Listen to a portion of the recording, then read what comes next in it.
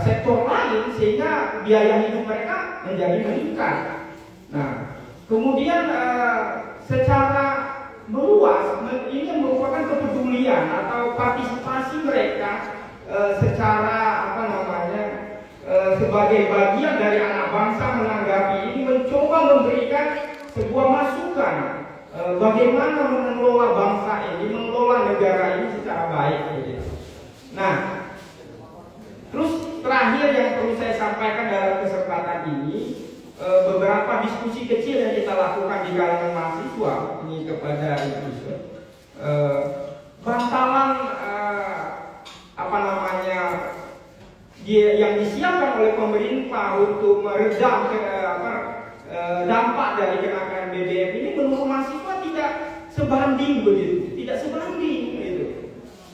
Dengan misalnya memberi subsidi kepada pekerja yang gajinya di bawah 3 juta gitu. Itu tidak sebanding dengan dampak yang terjadi karena pengeluaran mereka tidak meningkat 600.000 tapi lebih dari itu begitu. Nah, artinya ada skema lain yang perlu didiskusikan secara serius oleh pemerintah agar dampak kenaikan BBM ini itu bisa teratasi. Kan angkanya sampai 500 triliun. Iya kan? 500 triliun kok cuma yang digelontorkan cuma 12 triliun sampai 19 triliun saya dengar begitu. Kan kecil sekali kan gitu. Nah, intinya yang ingin saya sampaikan pertama, mahasiswa dalam menanggapi ini ajaklah mereka berbicara dari segi intelektualitas mereka.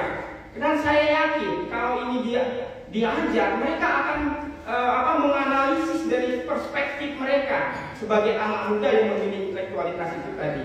Yang kedua, skema dari mengatasi dampak terkait dengan kenaikan BBM ini harus sebanding begitu, harus sebanding sehingga tidak terlalu dirasakan begitu. Ibarat obat terhadap suatu penyakit, kalau kanker tentu ya obatnya kanker kan gitu.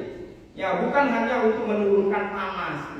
Artinya ingin saya sampaikan pada kesempatan ini reaksi yang dilakukan mahasiswa ini ditanggapi juga secara rasional. Saya dalam kesempatan ini menyampaikan kepada Pak Ketua DPRD, ya saya sangat menyayangkan ada reaksi yang walaupun spontan kemarin itu bisa memicu gitu loh. Karena mereka ini lebih energik dari kita gitu. Emosionalitas mereka belum sebaik kita, jadi jangan dipancing gitu. Nah, dalam kerangka mereka menyalurkan aspirasi, kemarin saya hormat dengan Pak Kapolres, bukan memuji karena beliau di sini, tapi saya lihat teman-teman di lapangan itu sangat kooperatif. Nah, saya ingin cerita sedikit. Waktu saya di Palembang misalnya, di tahun 98 sampai tahun 2000, kami dengan beberapa aparat ini berteman, bahkan sering berdiskusi di sekretariat salah satu organisasi yang saya ikuti. Bahkan dia seperti anggota organisasi kami, nggak ada bedanya. Karena kita merasakan kita sama-sama terkena dampak ini.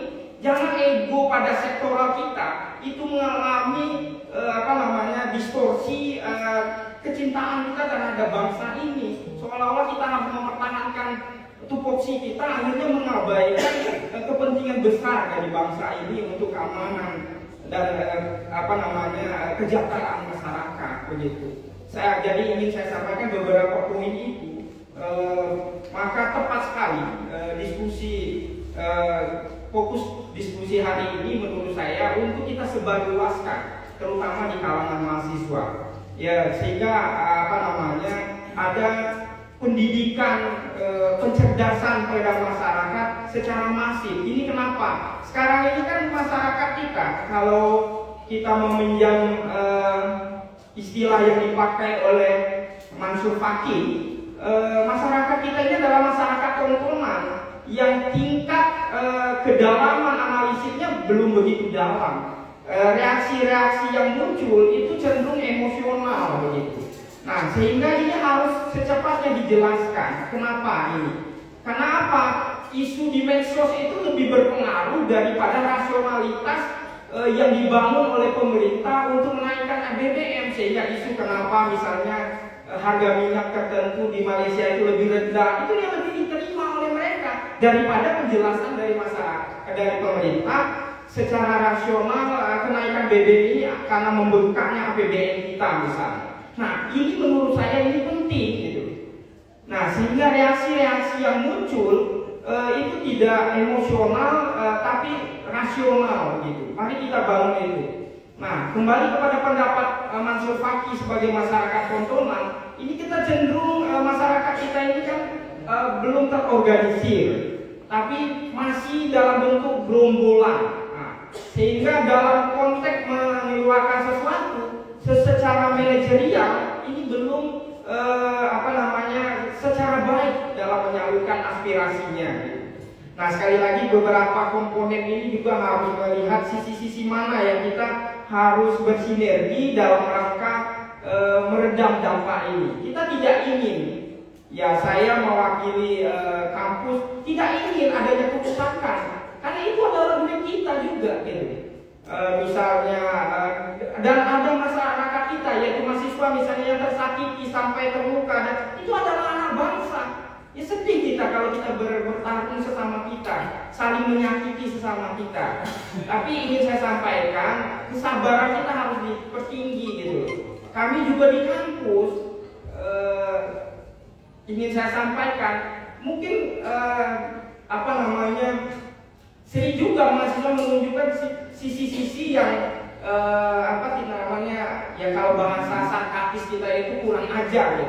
Tapi kami selalu digariskan bahwa mereka adalah anak bangsa yang sedang berproses, yang sedang mengalami transisi dari remaja ke dewasa gitu. Nah, maka sentuhan-sentuhan yang lebih kepada psikologi mereka, intelektualitas mereka itu akan meredam ini semua.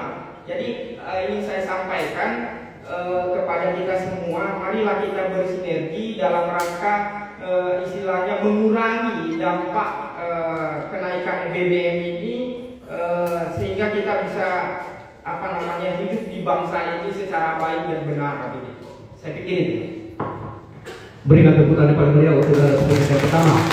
Ini semakin menarik diskusi kita, dan lebih menarik lagi untuk kita dengarkan bersama narasumber yang kedua dari Dinas Sosial Kabupaten Cianjur. Untuk itu kami persilakan Ibu Haja Gusti Maria SHMM dengan materi bantuan sosial apakah tepat sasaran dari pengalihan subsidi BBM. Assalamualaikum warahmatullahi wabarakatuh. Yang saya hormati Bapak Kapolres Kabupaten Jelunggong, Bapak Ketua DPRD Kabupaten Jelunggong, Bapak Ibu narasumber, serta Bapak Ibu peserta MPD pada pagi hari ini. Bismillahirrahmanirrahim. Assalamualaikum warahmatullahi wabarakatuh. Pertama-tama kita panjatkan puji syukur kehadirat Allah Subhanahu wa Ta'ala. Berkat rahmat dan hidayahnya kita sampai pagi ini diberi kesehatan dalam rangka kita bertemu di ruangan ini melakukan diskusi FGD masalah bantahan BBM yang dikeluarkan oleh pemerintah.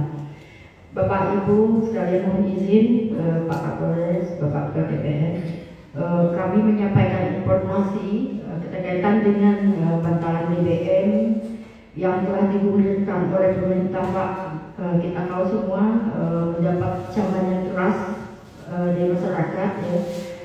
Dalam hal ini bahwa fungsi kami dinas sosial di sini hanya adalah mengawasi dalam penyaluran serta menginformasikan, Pak. Nah, ini fungsi kami. Jadi kami menyampaikan, Pak, bahwa pemerintah telah mengeluarkan, Pak, kebijakan dalam penyaluran BBM dengan terbitnya keputusan Direktur Jenderal Pemberdayaan Sosial Kementerian Sosial yang baru kami terima pagi ini, Pak, di grup WA Kabupaten Dinas Sosial Kabupaten Provinsi Bengkulu tentang petunjuk teknis pelaksanaan penyaluran BBM se-Indonesia, Pak. Jadi di sini kami sampaikan informasi Bapak Ibu sekalian, di dalam peraturan ini berisikan tentang petunjuk mekanisme siapa-siapa yang mendapat bantuan BBM. Nah, untuk yang mendapatkan bantuan BBM, kebetulan Pak, kita sudah melaksanakan penyaluran. Kemarin itu ada Pak Kepala Pos datang ke tempat kami menyampaikan bahwa akan dilakukan penyaluran BBM, Pak.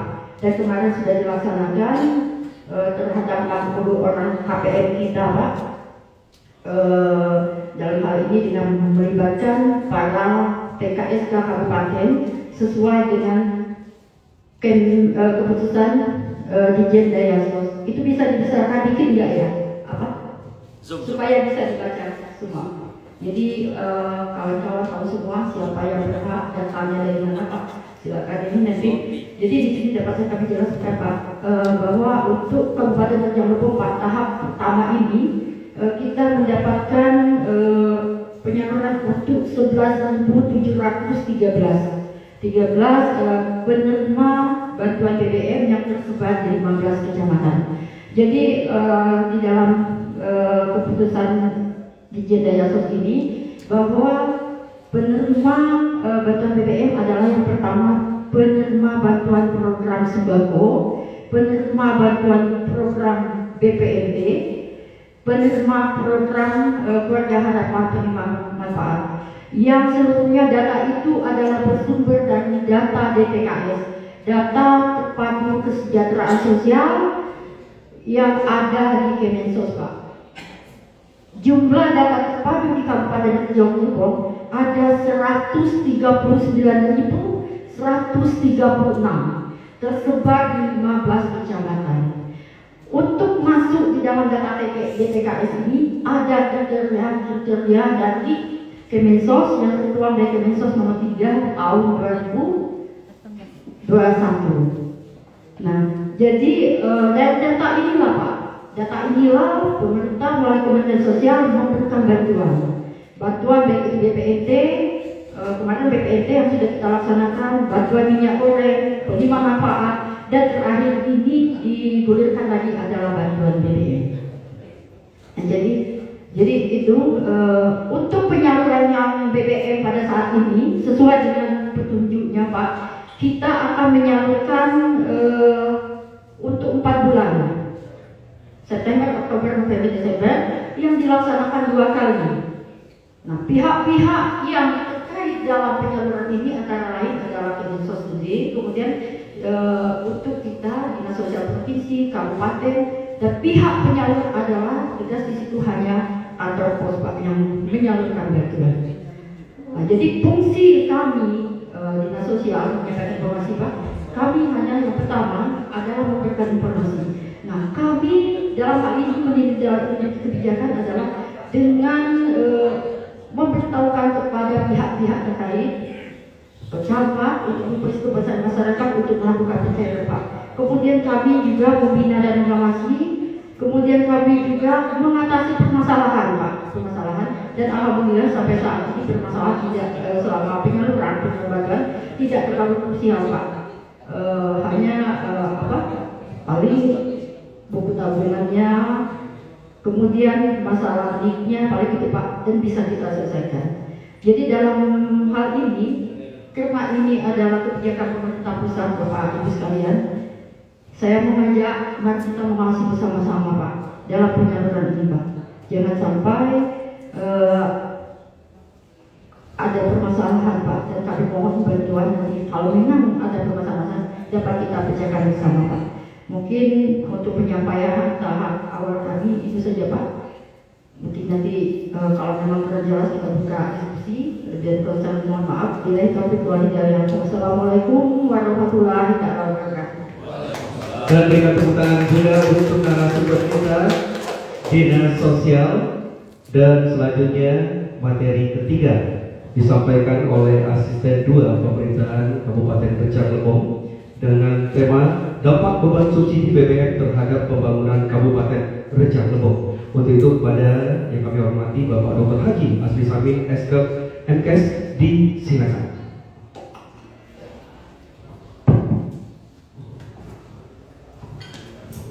Bismillahirrahmanirrahim. Assalamualaikum warahmatullahi wabarakatuh. Selamat pagi, salam sejahtera untuk kita semua. Yang sama-sama kita hormati Forum Koordinasi Pimpinan Daerah. Hadir pada kesempatan ini Ketua DPRD Kabupaten Rejang Lebong, Bapak Kapolres, Bapak Kajari atau yang mewakili, Bapak Dandim, diwakili Pak Tei. Yang saya hormati tokoh masyarakat, alim ulama, jari pandai, kemudian perwakilan perguruan tinggi, Musbahan, MUI, KMPI, termasuk mahasiswa. Yang tidak kalah pentingnya pada kesempatan ini juga hadir para OPD atau yang mewakili, hadirin hadirat, mohon izin tidak sebut satu persatu. Insya Allah semua yang hadir pada kesempatan ini terkait dengan Allah Subhanahu wa Ta'ala. Bapak Ibu yang saya hormati, tentu yang pertama kita menyampaikan rasa syukur kita kehadirat Allah Subhanahu wa Ta'ala atas segala limpahan rahmat, karunia dan inayahnya. Alhamdulillah. Pada kesempatan ini kita hadir dalam keadaan sehat walafiat. Mudah-mudahan pada kesempatan ini di forum diskusi ini bisa mengeluarkan apa ide-ide terbaik kita menghadapi situasi yang saat ini sedang viral, yaitu dampak dari kenaikan BBM. Bapak Ibu yang saya hormati, saya mewakili Ketua Tim Pengendalian Inflasi Daerah Bapak Sekda. Yang pertama merespon dari apa yang sudah terjadi. Jadi kalau tidak salah tanggal 3 September kemarin jam 2 siang. Betul ya? Iya. Terjadi kenaikan BBM. Ketika BBM naik tentu yang terjadi adalah isu inflasi daerah. Ini ada kaitan dengan kami sebagai ketua tim pengendalian inflasi daerah. Untuk mengetahui berapa naiknya inflasi daerah, ini kita butuh lembaga lain yaitu Badan Pusat Statistik nantinya akan mengkaji berapa dampak kenaikan inflasi dalam 1 minggu ini. Oleh karena itu atas nama pemerintah daerah kami menyampaikan ucapan terima kasih kepada Bapak Kapolres beserta jajarannya yang belum 1 minggu kenaikan BBM langsung menyelenggarakan kegiatan luar biasa menurut saya. Bapak Kapolres beserta jajarannya sangat respon sekali menghadapi situasi yang dihadapi oleh masyarakat. Langsung pada hari ini saya malam tadi dapat langsung WA dari Pak Ajudan Pak Sekda, Pak Asisten 2, besok tolong hadir ada diskusi di Mapolres. Judulnya adalah dampak kenaikan BBM ini dampaknya adalah kebijakan pemerintah daerah khususnya. Alhamdulillah hari ini saya dikasih kesempatan untuk berbicara. Saya sangat senang sekali Bapak Ibu, walaupun basic saya kesehatan. Basic saya kesehatan, tapi ketika berbicara masalah ekonomi ini merupakan hal yang baru dan tantangan buat saya bagaimana ke depan Rejang Lebong aman dan nyaman mengamankan kebijakan pusat, karena kebijakan daerah ini harus tidak lurus dengan kebijakan pusat, program pusat. Kebijakan pemerintah pusat harus tidak lurus dengan kebijakan daerah, kebijakan daerah juga harus mendukung kebijakan pusat. Sekarang sudah terjadi Bapak Ibu, kenaikan BBM sudah ada, inflasi pasti terjadi. Semua harga komoditas semua naik sekarang, bukan hanya di Lombok, seluruh kabupaten. Termasuk transportasi naik yang langsung adalah masyarakat kita semua. Tetapi sebagai pemerintah kita harus mengamankan situasi daerah kita khususnya di Lombok. Kita sadar betul tadi sudah disampaikan oleh Pak Rektor, ini dampaknya luar biasa dengan mahasiswa. Semestinya uang 200-300 ribu cukup 1 minggu, sekarang mungkin tidak cukup lagi. Kemudian kebijakan pemerintah pusat belum kelihatan ya ke mahasiswa. Apakah ada subsidi terhadap uang sekolah mahasiswa mungkin, atau ada subsidi lain untuk mahasiswa. Yang ada sekarang baru subsidi kepada masyarakat yang mampu, terus subsidi kepada ojol ya, betul ya, transportasi, kemudian subsidi kepada tenaga kerja yang hasilnya di bawah 3,5 juta, seperti itu. Jadi ini kita maklum. Jadi atas nama pemerintah daerah kami merasa kalau dikatakan terganggu pasti terganggu. Program yang disusun pemerintah daerah selama 1 tahun yang sudah disusun berdasarkan rencana kerja pemerintah daerah ini sudah tertata rapi. Ketika ada pengurangan subsidi oleh pemerintah pusat, ini akan mempengaruhi kebijakan dan pembangunan, sasaran pembangunan di daerah. Saya ambil contoh, sekarang kita diwajibkan untuk merefocusing anggaran APBD dalam 1 tahun ini yang sudah kita pakai sebanyak 2%. Hari ini bulan September yang bisa dipotong berarti September, Oktober, November, Desember. Ke depan, yang belakang yang baca kita potong lagi. Baik itu dana DAO, dana transfer dari pusat, maupun dana bagi hasil yang ada di daerah.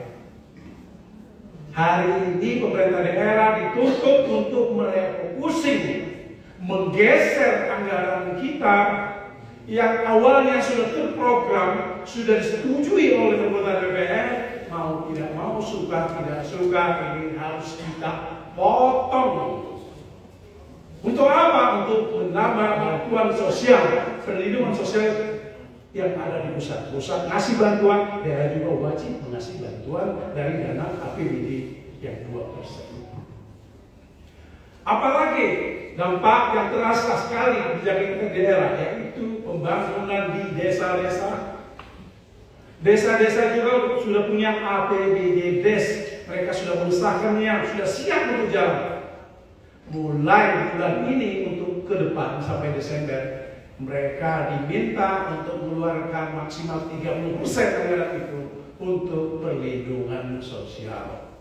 Jadi ada program-program yang sudah disusun tidak bisa dilaksanakan karena dampak dari kenaikan BBM.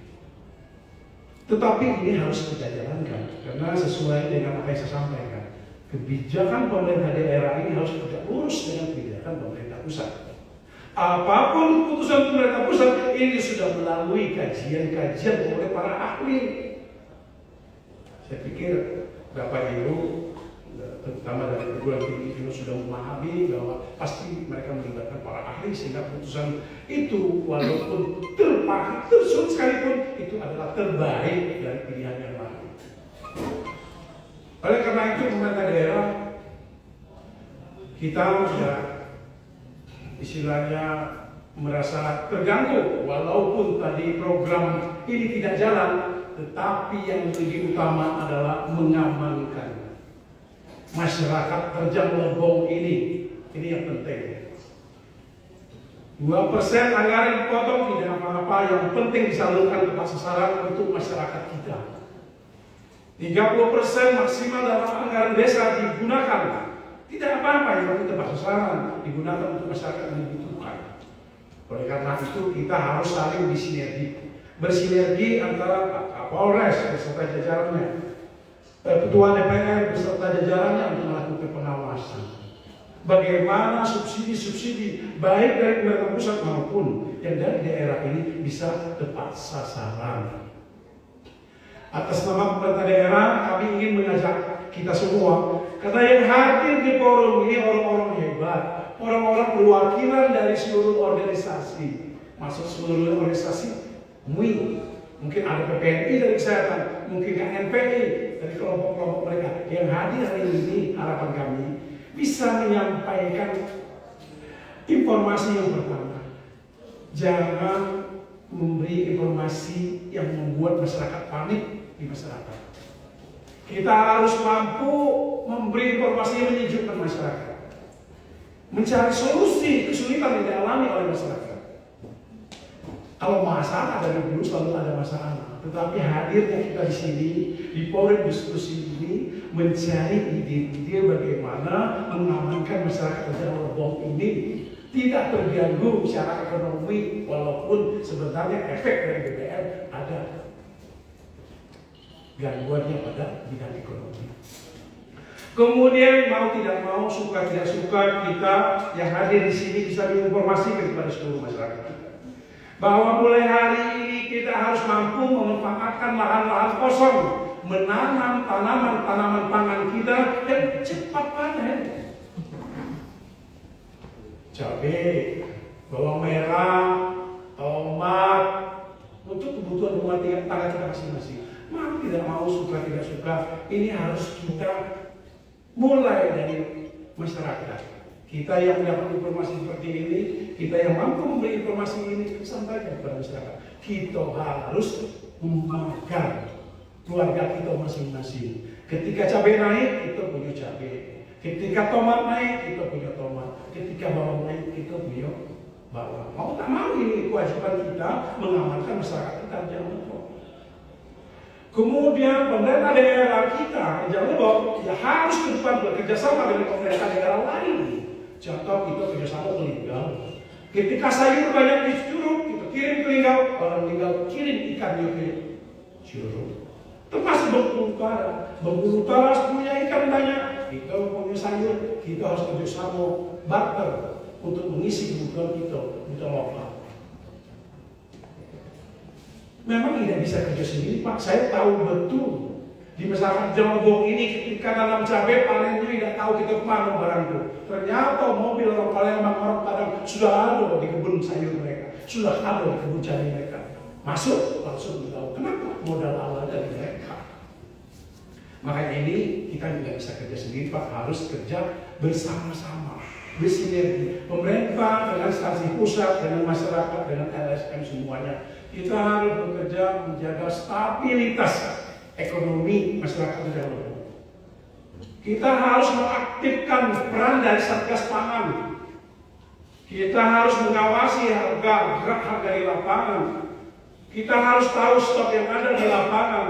Kita harus melakukan pengawasan tetap terhadap distribusi komoditas yang ada di Jawa.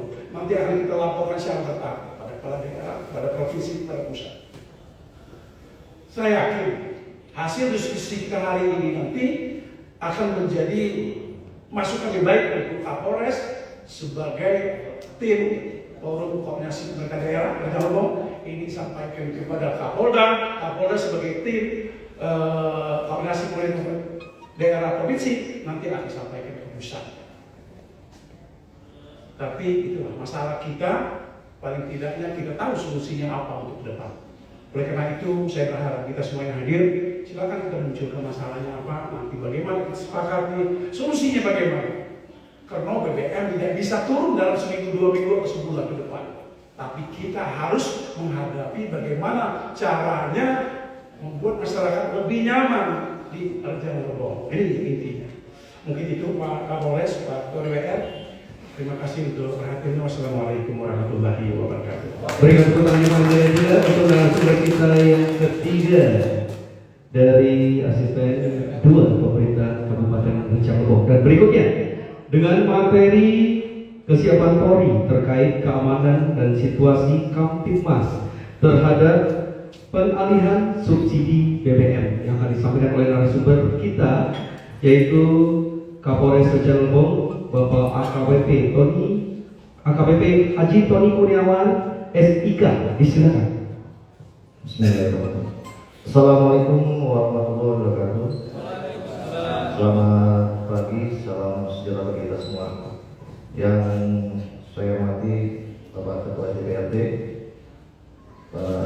Pak Asisten Ibu Dinas Sosial dan perwakilan dari IAIN dan Bapak-bapak, ibu-ibu, para undangan dalam kegiatan FGD yang berbahagia.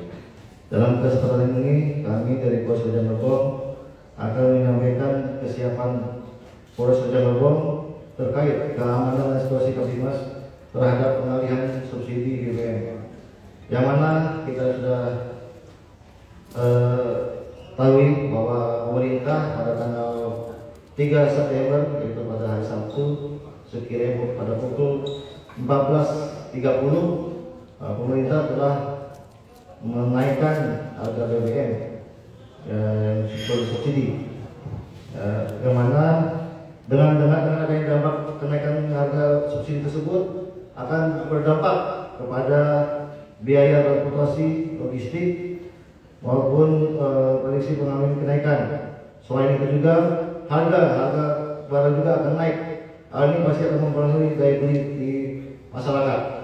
Terus yang selanjutnya, barang dan jasa produksi juga berdampak dari kenaikan harga BBM karena melaksanakan pergeseran barang serta pengoperasian alat-alat produksi juga membutuhkan BBM dengan mengeluarkan kos yang lebih tinggi. Dan produk-produk makanan dan minuman juga mengalami kenaikan tentunya karena adanya biaya produksi yang meningkat. Sembako, produk hortikultura dan buah juga akan mengalami kenaikan dikarenakan kenaikan biaya transportasi. Untuk Polres Rejang dalam hal ini dalam sebelum kenaikan maupun sesudah kenaikan kami telah melakukan hal-hal yang telah di pengalihan BBM, yang mana yang pertama yaitu melaksanakan pengawasan dan pengamanan pendistribusian BBM bersubsidi, melaksanakan FGD yang kita hari ini yang kita laksanakan, seminar dan talkshow dengan masyarakat untuk menyampaikan situasi dan pertimbangan yang melandasi kenaikan harga BBM, memberikan edukasi kepada masyarakat terkait bantuan langsung dan berasal dari pemerintah terkait penyaluran subsidi BBM. Selanjutnya menggelar personil Polres Rejang di lapangan, yaitu melaksanakan pengamanan di SPBU, yang mana untuk Polres Rejang di Kabupaten Rejang ini ada 4 SPBU, yaitu SPBU di Korem, SPBU Taruna, SPBU Siponangka dan SPBU Tanjung Sanai untuk mengantisipasi dampak kenaikan harga BBM. Selanjutnya melaksanakan gakum terhadap BBM bersubsidi, melaksanakan gakum terhadap pendistribusian bantuan sosial, memperkuat strategi penegakan hak hukum guna memberikan efek kepada pihak yang berniat melanggar. Lalu melaksanakan sosialisasi masif terkait bantuan sosial melalui media sosial maupun melalui babin tertimbas di masing-masing desa.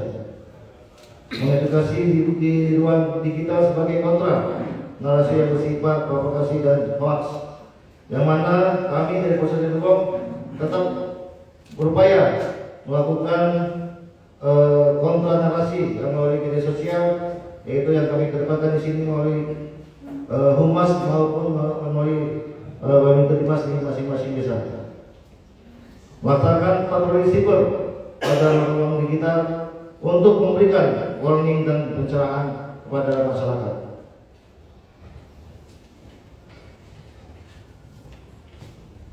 Tentu Polres Rejang juga telah melakukan antisipasi pasca penyesuaian pengalihan harga BBM, yang mana kita telah melakukan mapping terhadap kerawanan-kerawanan yang akan terjadi.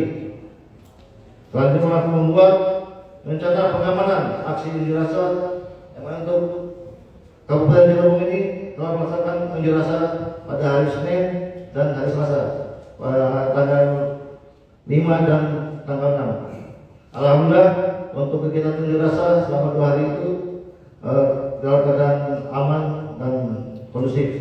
Ini pun berkat kerjasama kita dengan rekan-rekan dari adik-adik mahasiswa dan dari ketua DPRD maupun anggota DPRD yang telah menerima aspirasi adik-adik dalam hal penyampaian pendapat dengan area kenaikan BBM tersebut. Selanjutnya melaksanakan pam terbuka dan pam tertutup dan pengamanan lain serta menegaskan masukan Dewas untuk mengantisipasi perkembangan situasi luas menjadi anarkis. Menisiagakan PH Brimob dan di Polres Rejang antisipasi bila situasi unjuk rasa menjadi anarkis untuk melakukan lintas tadi,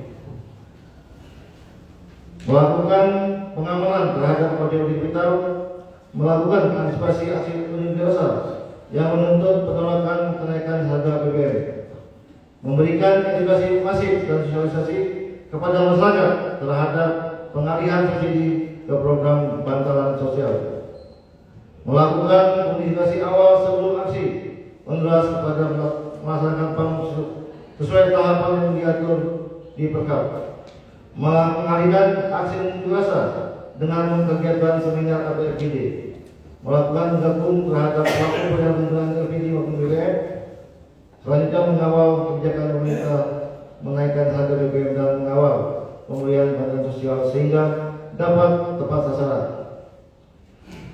Dalam kesempatan ini juga kami dari Polsek Cirebon akan selalu mendukung kebijakan-kebijakan dari pemerintah dan juga akan mengawasi monitoring terhadap pendistribusian BBM yang berada dan disalurkan melalui SPBU maupun bantuan-bantuan sosial langsung yang akan disalurkan oleh dinas sosial.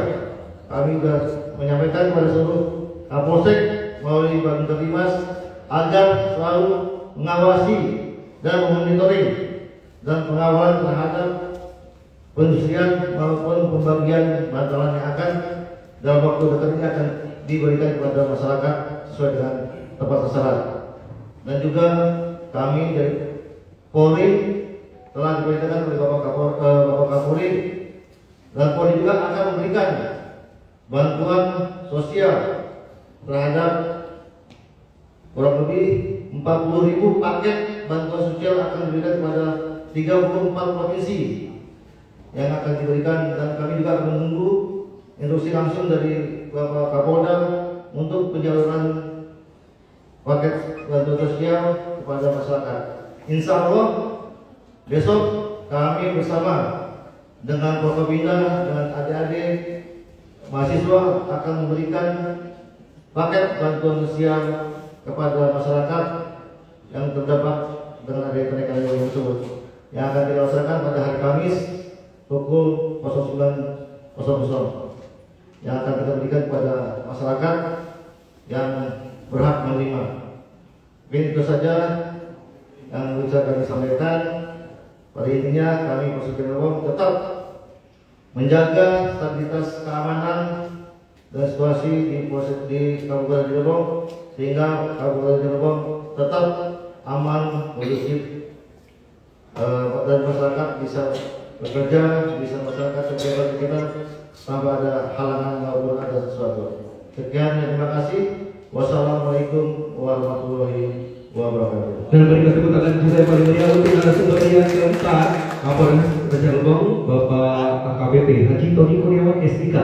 Dan terakhir narasumber yang kelima, ini sangat menarik sekali dengan tema isu-isu pembangunan di Kabupaten Cirebon. Akan disampaikan oleh Ketua DPRD Kabupaten Cirebon, Bapak Madi Hussein SH. Disilakan.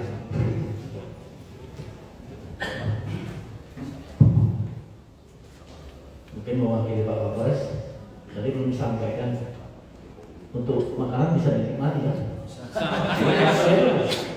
Jadi kita santai, kita relax ya. Gak usah tegang-tegang ya. Bismillahirrahmanirrahim. Assalamualaikum warahmatullahi wabarakatuh. Selamat pagi dan salam sejahtera.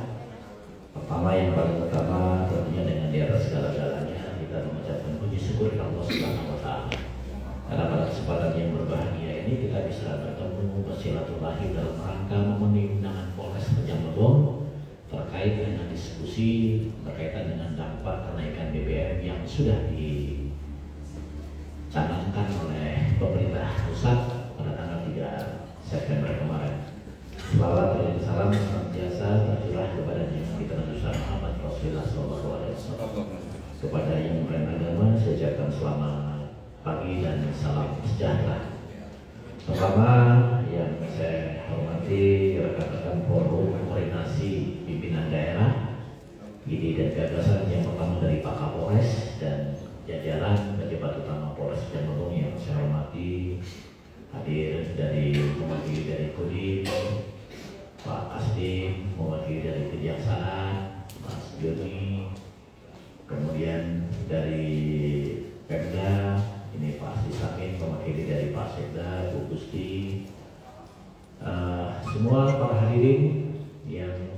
tidak dapat sebutkan satu persatu nama, jabatan, dan kedudukannya.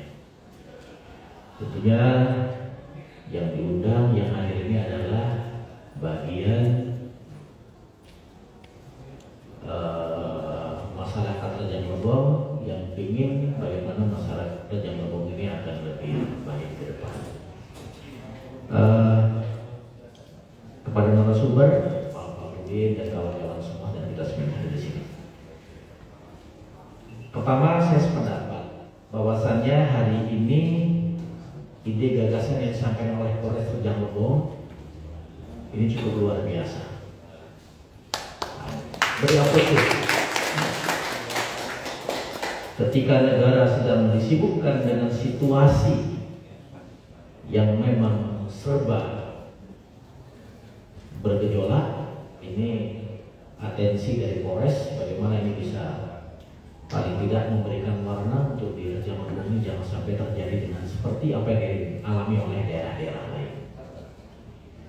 Saya hanya menyampaikan mungkin kalau isu-isu pembangunan tadi sudah digambarkan. Kita susah kalau kita bicara isu pembangunan meskipun situasinya memang demikian. Saya mungkin agak lebih umum, lebih ke isu-isu daerah, provinsi maupun secara nasional. Dampak ini adalah apa yang kita rasakan hari ini adalah dampak daripada kenaikan BBM kemarin. Di mana kita tahu bahwa kenaikan BBM ini adalah persoalan nasional dan ini menyangkut kepentingan bangsa dan negara. Saya harus sampaikan beberapa tanggal 16 Agustus itu ada pidato kenegaraan yang dilakukan pada sidang paripurna DPRD, DPR RI, DPD, dan seluruh DPRD se-Indonesia itu diminta untuk mendengar pidato kenegaraan dan pada waktu itu Presiden langsung. Dan saya sudah mendapat gambaran. Saya sudah mendapat gambaran ini loh yang akan terjadi nanti negara kita ini. Apa yang saya tangkap dari pidato Presiden pada waktu itu? Indonesia ini dalam masa yang sulit dan sulit. Nah, ini. Ada 36 negara dan ini penyampaian Presiden tuh, yang akan siap-siap menghadapi masa resesi. Dan salah satu negara itu sudah terbukti itu Sri Lanka. Sampai presidennya pun meninggalkan tempat di sana. Saya nggak tahu. Bangladesh. Saya nggak tahu situasinya sekarang tata pemerintahan di sana. Bayangkan.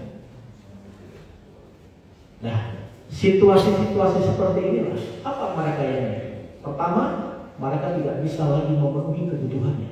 Negara sudah tidak kuat lagi menyokong anggarannya untuk masyarakatnya.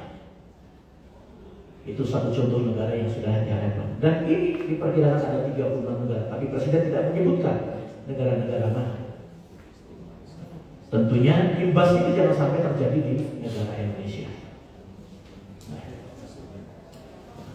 tapi kita lihat situasi ekonomi sekarang. Makanya kemarin kita sudah membaca itu. Kebetulan Pak Kapolres dan rekan-rekan saya ini sebenarnya jadi pengurusnya AKASI, Pak, Asosiasi Dewan Kabupaten se-Indonesia.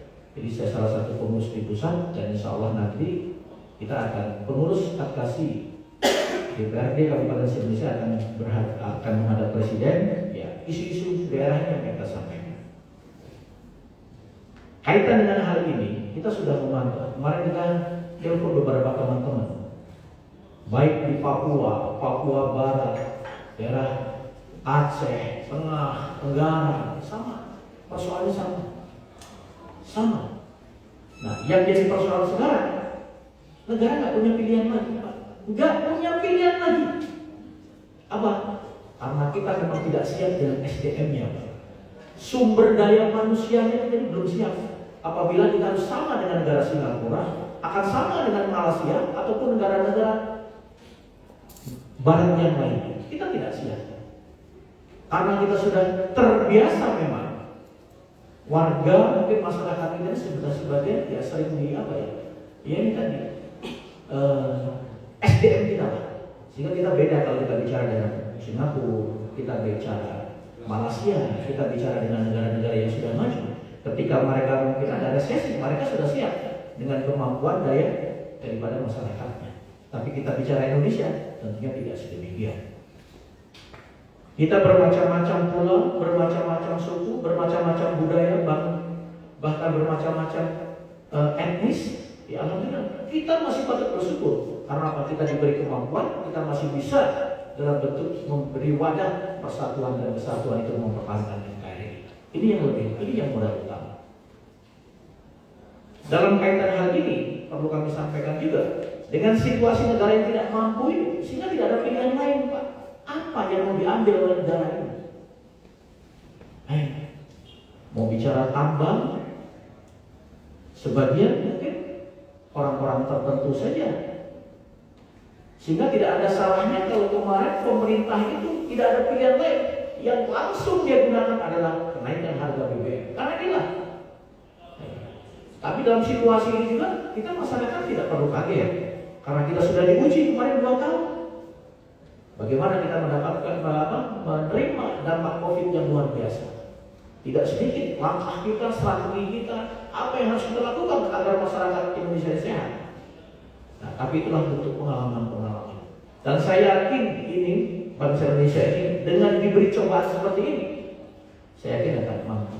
Meskipun yang terjadi, sama-sama sampai oleh Pak Fahruddin tadi, gerakan mahasiswa, gerakan aliansi-aliansi di seluruh ini, baik buruh, tenaga kerja, dan mereka ini bergerak pada prinsipnya, hati nuraninya memang mereka menolak. Kalau bicara menolak, jangankan mereka, kita pun menolak.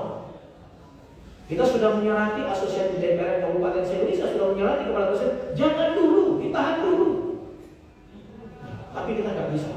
Pemerintah tidak ada pilihan lain, sehingga pemerintah punya kalkulasi. Kira-kira Pak Fahruddin bahasanya seperti ini ya Pak. Saya tidak mungkin mengorbankan bangsa rakyat Indonesia. Kalau 1-2 mungkin yang berteriak, mungkin dianggap ini hal yang wajar. Tapi begitu kita korbankan rakyat Indonesia, bagaimana? Nah, ini kita sudah memulihkan ekonomi, harus memulihkan. Dan saya apresiasi kemarin, dan kami juga berterima kasih kemarin. Gerakan aliansi mahasiswa menyampaikan suaranya kepada DPR, karena itu adalah bentuk empati.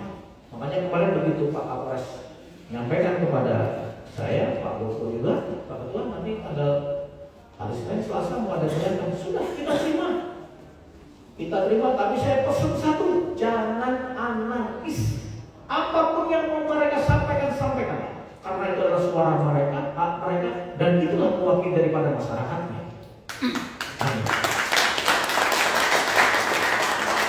Lalu kalau tidak mereka, siapa lagi yang mau menyampaikan? Siapa lagi? Makanya kita apresiasi kepada anak-anak mahasiswa. Alhamdulillah, berjalannya waktu, hari pertama diterima baik. Yang kedua, ya, kalau tadi sudah disampaikan Pak Fahruddin ada ya sedikit inilah semacam tekanan dan lain sebagainya. Ya, saya pikir hal yang biasa. Ini kan bagi mahasiswa itu adalah awal mereka untuk menunjukkan bahwa mereka itu punya kepedulian sebagai mahasiswa, sebagai masyarakat untuk memperjuangkan hak-haknya di tengah bagaimana situasi ekonomi yang dihadapi baik oleh mereka sendiri, orang tua maupun lingkungan sekitarnya. Tapi di sisi lain juga DPR juga seperti itu juga. Mereka ada diatur di dalam aturannya, di DPR itu tidak serta-merta memutuskan.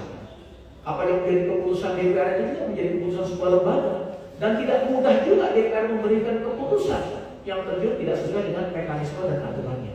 Sehingga disinilah kita harus cari titik temu. Sehingga kemarin berjalan dengan kondusif, meskipun diawali dengan teriakan, lemparan, mungkin sentuhan, baik yang akhirnya juga kita dengan humanis juga kita terima.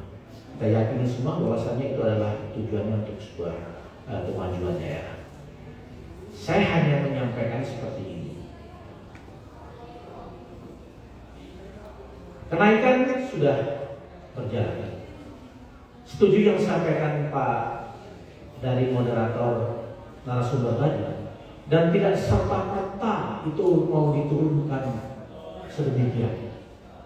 Bahkan saya dapat bocoran nanti ada November ada gerakan yang luar biasa yang akan dibangun oleh para guru, bahkan akan menurunkan segala kekuatannya untuk menurunkan itu. Dan saya yakin itu juga karena apapun bentuknya adalah keputusan pemerintah, dan tidak semudah itu juga pemerintah menurunkan. Apalagi pemerintah sudah memasang strategi langkah-langkah terkait dengan teknis penyaluran daripada BBM, dampak BBM ini. Tentunya saya hanya mengharapkan pertama, kepada yang memang diberi kewenangan untuk mengurus penyaluran dampak BBM itu betul-betul harus selektif dan betul-betul terukur dan betul-betul terarah dan memang tepat sasaran. Ini karena kalau itu sampai tidak tepat sasaran, ini akan menambah masalah baru lagi nanti. Mohon maaf, misalnya penyalurannya di pos, kerjasama pos dengan leading sektor, dengan pihak terkait, dengan leading sektor, ayo bagaimana? Data-data itu dipastikan betul, jangan ada lagi nambah masalah baru nanti. Karena kalau itu ada nambah masalah baru, pasti persoalan baru akan timbul nanti. Karena apa? Situasi sekarang ini kita sedang lapar. Kita sedang lapar. Jangan sampai laparnya kita ini jadi bertambah masalah. Orang lapar itu paling enak kita bangunkan dan kita ajak, dan apalagi yang tendensi adalah sampai ke provokasi. Kita nggak tahu, Pak. Kami sudah membaca. Ini sudah memasuki tahun-tahun politik. Nah, di sini juga perlu kita jangan termakan dengan isu-isu hoax.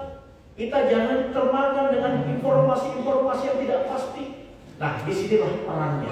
Sehingga hari ini kami apresiasi Bapak Kapolres dengan kawan-kawan mengajak kita semua. Ada ketua umum, ada kalangan mahasiswa. Ini saya lihat penggiat-penggiat ke masyarakat semua. Dan kita harapkan tentunya tidak sampai di sini saja. Kita bisa jadi nanti ajak juga di sektor yang lain. Mungkin bupati dengan para camatnya, kemudian dengan para kadesnya diajak, ayo ini diajak nanti teman-temannya semua diajak, diberi pemahaman edukasi. Karena kita menghadapi suasana dan dengan yang suasana sulit. Dan kami juga mengajak dalam situasi ini, ya apalagi kita menghadapi tahun-tahun politik, bermacam cara orang akan menggulingkan dengan pemerintah, bisa jadi krisis kepercayaan dan lain sebagainya. Kalau bisa jangan sampai terjadi. Kita harapkan kita tetap solid, kita tetap kompak dalam menghadapi situasi dan kondisi ini. Dan terakhir, saya hanya mengajak dalam situasi ini tidak ada pilihan lain. Kita harus mengencangkan ikat pinggang dengan segala kemampuan. Saya pikir karena yang bisa membolak-balikkan langkah apapun keputusan kita itu hanya kekuatan kita ada di doa. Kita harus memunajat kepada Allah Subhanahu wa taala, mudah-mudahan Indonesia ini segera pulih dalam bentuk keburukan, pulih dalam segala bentuk, ekonominya juga pulih. Saya tidak mau, kita juga ingin bangkit dari segala bentuknya. Kalau bicara anggaran Pak, tadi sudah digambarkan, itu baru sebagian kecil Pak yang disampaikan oleh Pak Asdisan. Kebetulan saya adalah ketua anggarannya di DPR, jadi saya tahu persis Pak. Saya udah kebayang nanti yang mau dicoret yang mana. Udah tahu Pak. Yang nyoret itu bukan saya, pemerintah pusat. Coba kemarin kita meeting Pak Kapolres, ada Pak Menteri ini menyampaikan tenaga kerja, sosial, Kapolri, Kejaksaan Agung, ayo. Udah bisa. Tadi malam saya razia di rumah Pak Bupati, ya sudah, mereka sudah menyampaikan. Sudah Pak Bupati, kita pasrah sekarang mau ngomong apa lagi. Jadi jangan banyak berharap dengan situasi dan kondisi. Kita bisa aman, tidur tenang aja sudah alhamdulillah. Karena memang situasi negara lagi seperti ini. Presiden itu kalau bisa mungkin siangnya saja ketawa, tapi pada saat malamnya mungkin dia menangis Pak. Menangis dia. Sama dengan kita di Jawa ini.